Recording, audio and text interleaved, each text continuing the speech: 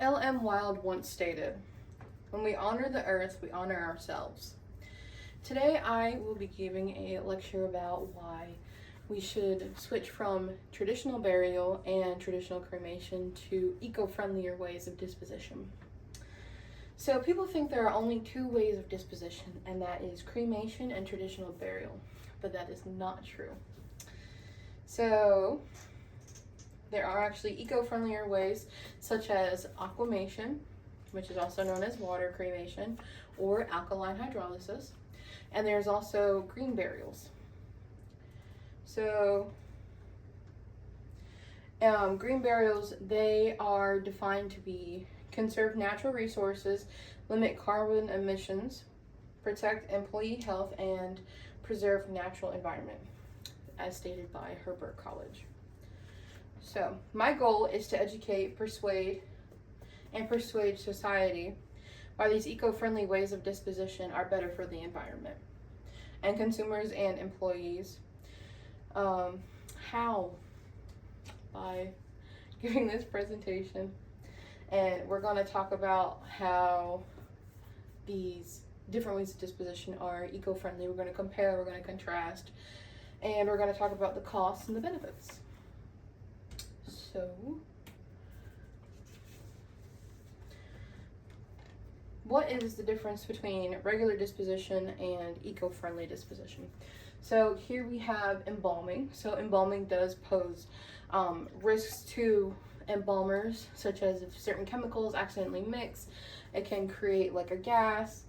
Also, there is a chance for there to be dangers, like if the embalming fluid is not made correctly, then there can be exposure.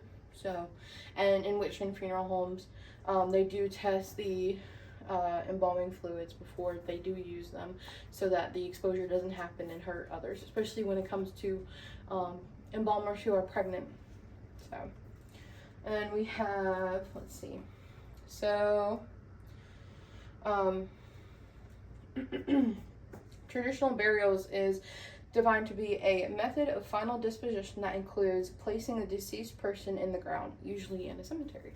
So hence we have a cemetery, and this is a example of how deep in like a burial containers, how they are in there, with a little headstone. So now with caskets and vaults, they aren't exactly eco-friendly to the earth because they do have those harmful substances in them, as well as the embalming fluid if somebody is embalmed while a traditional burial.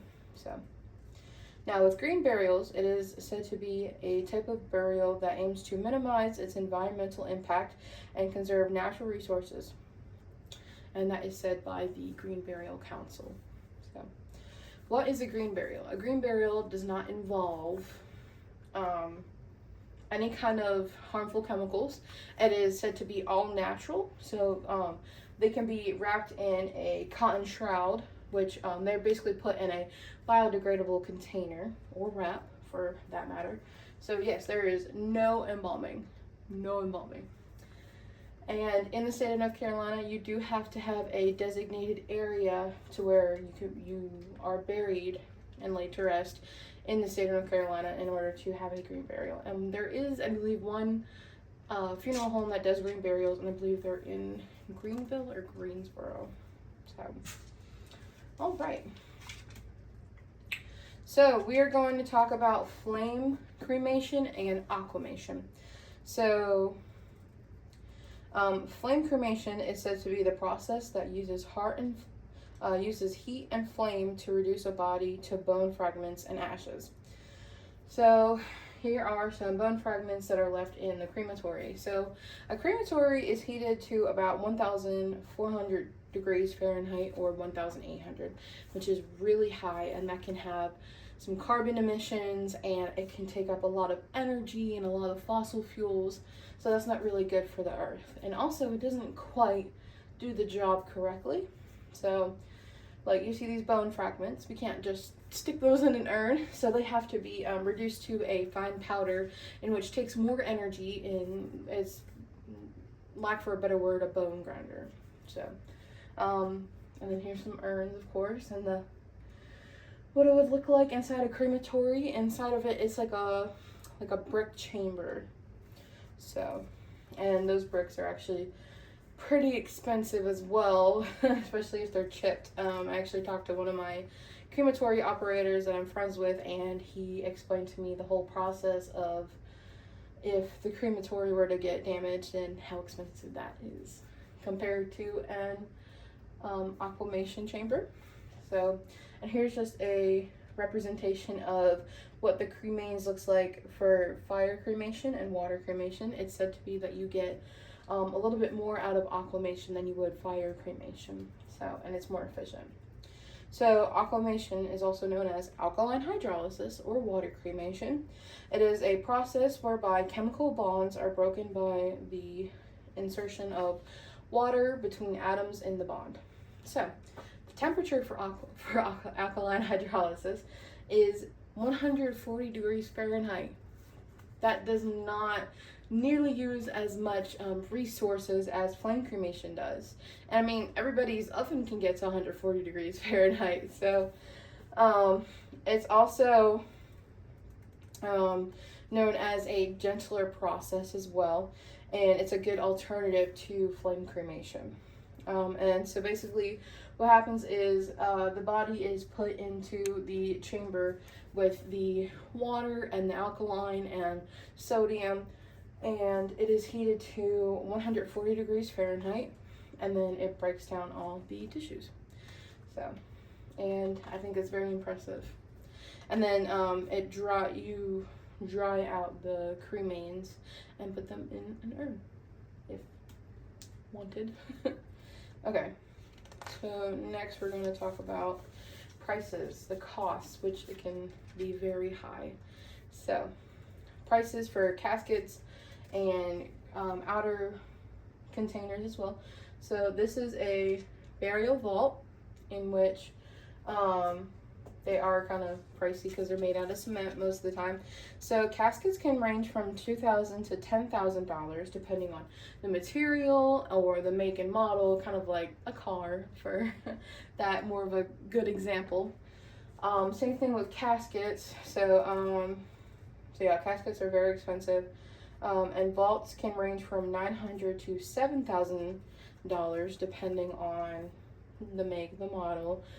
Caskets that are made out of more metal substances can be a lot more pricey versus ones that are made out of mahogany, made out of wood. So, plus also you're not just paying for said, items, you're also paying for ceremonies and memorials, which can range to about $20,000 just by themselves. So, and so versus green burials, a cotton shroud is only $350 to $900, which is not as expensive as caskets and burial vaults. So, and there is no burial vault involved when it comes to green burials. The earth kind of soaks up the body and breaks down, and it goes back into the earth, which I think is quite beautiful. And this is a casket made out of like twigs and branches, or there's also wicker caskets. So a wicker casket is from $700 to $2,000, which is definitely not as expensive as all the other products for traditional burial. So, all right, so costs of regular cremation versus aquamation. So flame cremation can be about $2,000 to $5,000, and that does not include the urn or the services provided in order to put your loved one in the cremator and everything. So, and urns can range from about $30 to $200. So, and like I said, the regular flame cremation is from $2,000 to $5,000, and that's without a burial container, without an urn. So, aquamation can range from about $3,500, and that includes transport, death certificates, and a burial container and urn. So we have different types of urns. We have the Himalayan pink salt urn, which can be placed into the ocean and it can disintegrate within 4 days. We also have scattering tubes, which range from $40, which is not bad at all, and I think they're very pretty, and they're made out of a biodegradable cardboard material. So, or you can be, which this is one of my favorite ones, is that, so these are glass keepsakes, which can also be defined to be an urn. So basically they take your ashes and they get put into like a glass keepsake where they form the glass, the hot glass, and put your ashes in there, which I think is very pretty. This is a sand urn. So with the sand urn, it's about $50 to $300. The pink salt is about $300. So, and this can also be placed in the ocean, and it'll disintegrate within 4 days. And then when it comes to the living urn, which is one of my favorites, you can be placed in this living urn, which is made out of bamboo, and it's biodegradable, of course.